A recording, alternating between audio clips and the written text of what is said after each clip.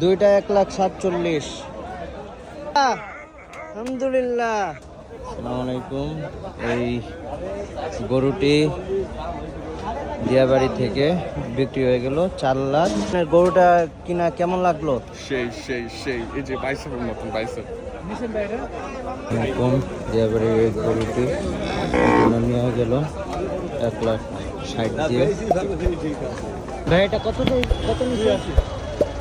2,80,000। নিচে 1,70,000, 1,87,000। এটা কত নিল? 1,07,000। এ ভাই এটা কত?